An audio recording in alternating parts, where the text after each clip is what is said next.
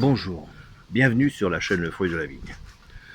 Alors aujourd'hui, nous allons commencer sur le culte de l'image, Babylone la Grande, la prostituée, qui pour moi n'est qu'égal à un mot, la mondialisation. Alors la citation du mois, donnée par Primo Levi, puisqu'il est difficile de distinguer les vrais prophètes des faux, méfions-nous de tous les prophètes. Il vaut mieux renoncer aux vérités révélées, même si elles nous transportent par leur simplicité et par leur éclat, même si nous les trouvons commodes, parce qu'on les a gratis. Dans le culte de l'image, je vous parlerai également comment certaines religions pratiquent ce culte par le biais par lequel ils se sont voués au culte de l'image dans l'utilisation et la recherche de la prophétie.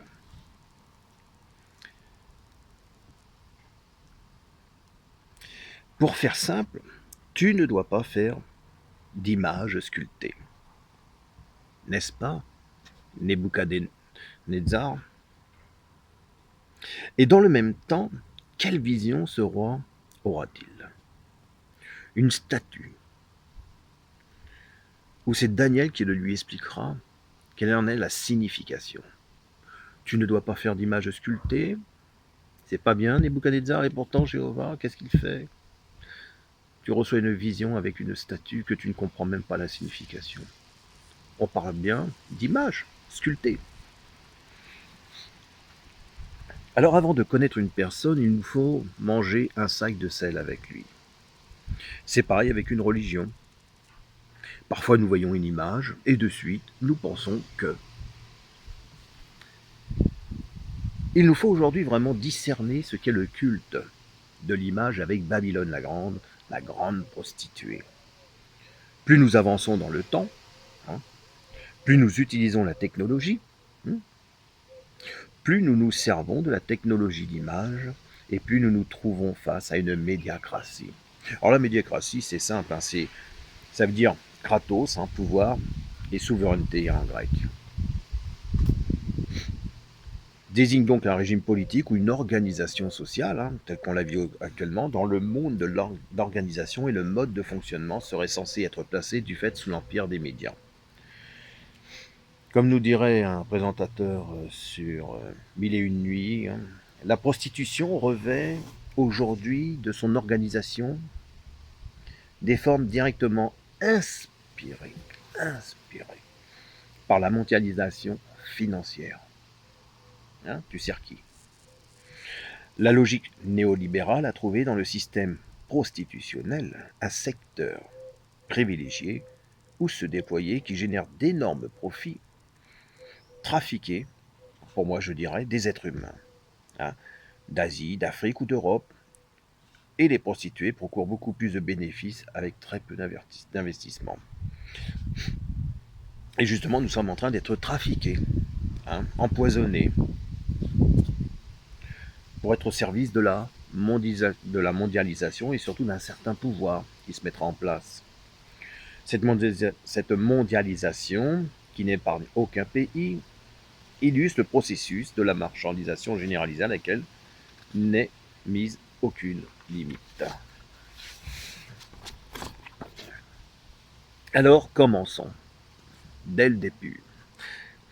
Comme je vous l'ai dit dans une écriture, Exode, chapitre 20, le verset 4, « Tu ne feras point d'image taillée, ni de représentation quelconque des choses. » Et forcément, Jéhovah demandera plus tard à l'homme, en Exode chapitre 25, verset 18, « Tu feras 2 chérubins d'or. » Pourquoi pas 3? Pourquoi pas 4? 2. Pour moi, les 2 chérubins qui ont été faits sont les mêmes qui ont protégé l'arbre de vie lorsque Adam et Ève ont été chassés du jardin. Parce que c'est bien des chérubins qui étaient présents, qui ont chassé Adam et Ève pour protéger cet arbre de vie. Est-ce qu'on a fait un culte de l'image de ces... Ah tiens, là, toi. Ah, il y a du vent. Il y a du vent. Est-ce qu'il y a un culte de l'image à ce moment-là pour ces deux chérubins que Jéhovah a voulu nous montrer?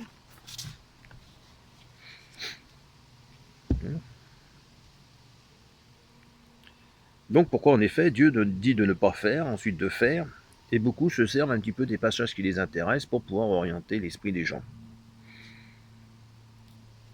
On peut faire des images, mais tout dépend de l'adoration que l'on porte, l'acte volontaire que l'on porte à cette adoration.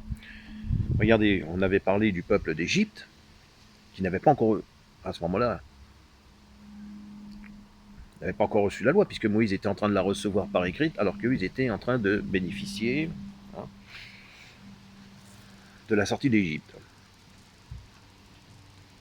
Donc, qu'est-ce que va leur dire? Effectivement, on va prendre Exode chapitre 32, verset 8. Ils se sont promptement écartés de la voie que je leur avais prescrite.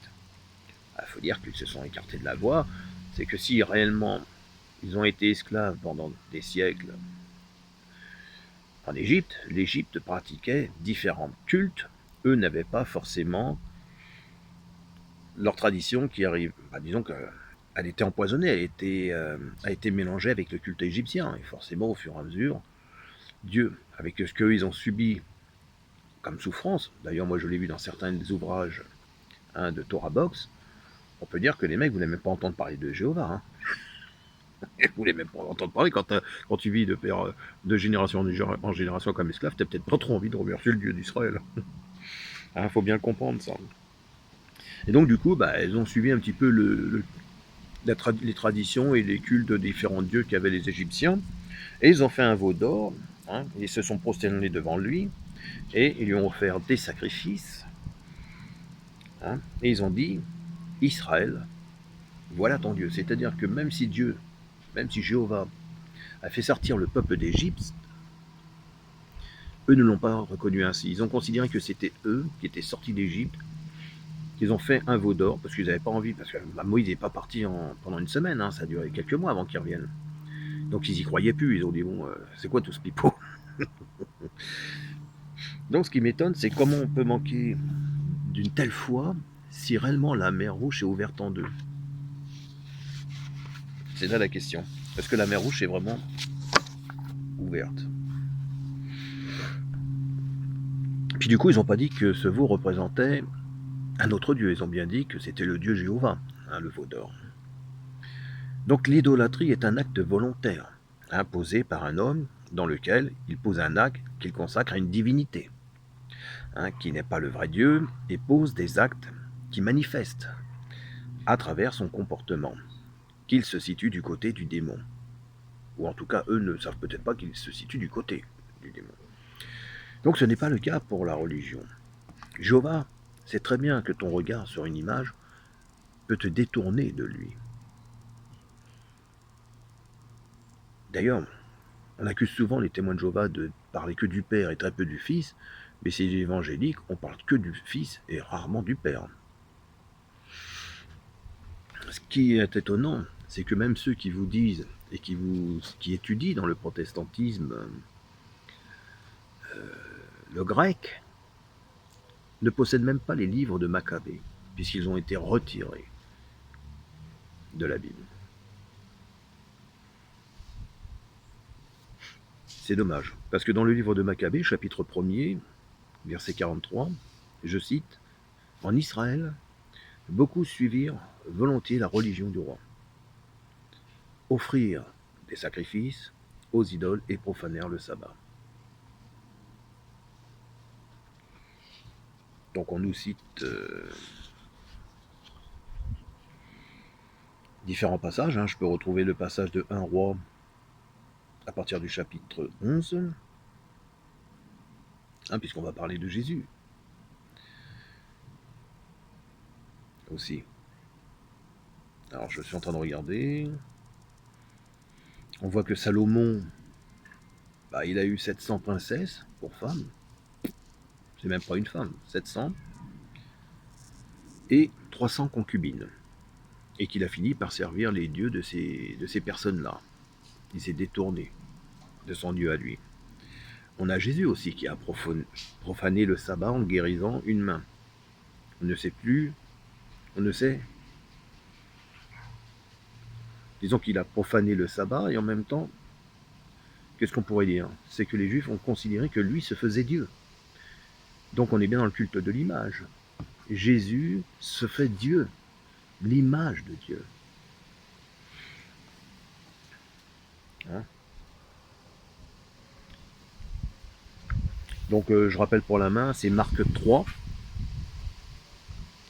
et verset 1. Jésus entra de nouveau dans la synagogue. Il s'y trouvait un homme qui avait la main sèche. Il observait Jésus pour voir s'il le guérirait le jour du sabbat. C'est afin de pouvoir l'accuser. Regardez. Ils observaient Jésus. Tout comme ils vont le faire avec la femme adultère. Ils vont observer.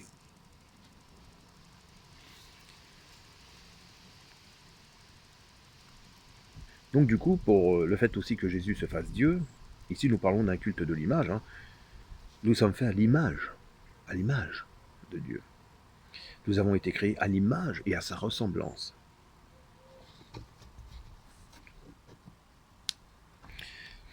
Donc il semblerait difficile de se faire mentalement une image de Dieu.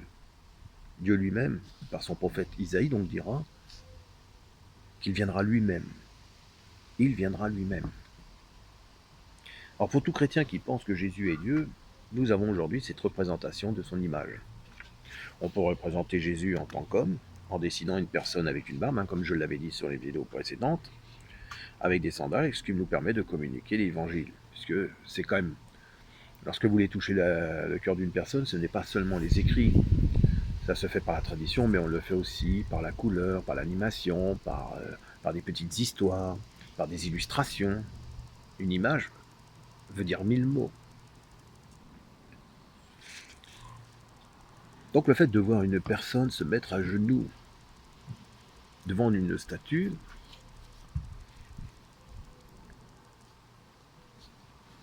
est-ce que ça veut dire pour autant qu'elle vénère Dieu?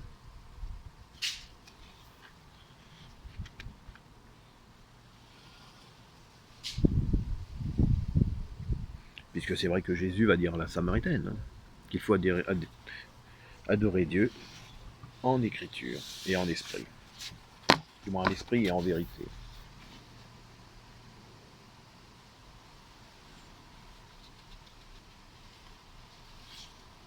Voilà. Donc je continuerai sur une prochaine vidéo. Hein, puisque nous allons continuer sur ce qui est dit actuellement, sur le culte de l'image, sur ce que vous représentez dans ce culte-là.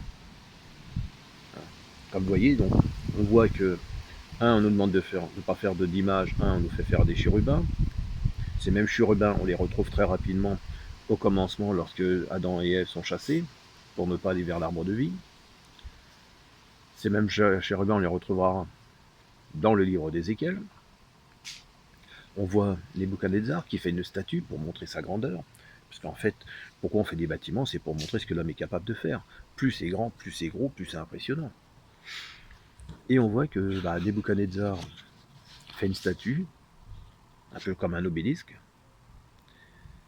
Mais malgré tout, il y avait quand même des gens derrière lui mal intentionnés, qui savaient que Daniel et autres ne suivaient pas le même Dieu et ne s'abaisseraient pas.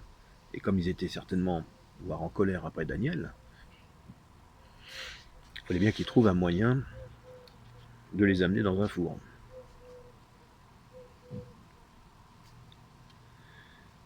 Donc on voit aussi également que Jéhovah va permettre à Nebuchadnezzar d'avoir une vision d'une statue, donc d'une image encore.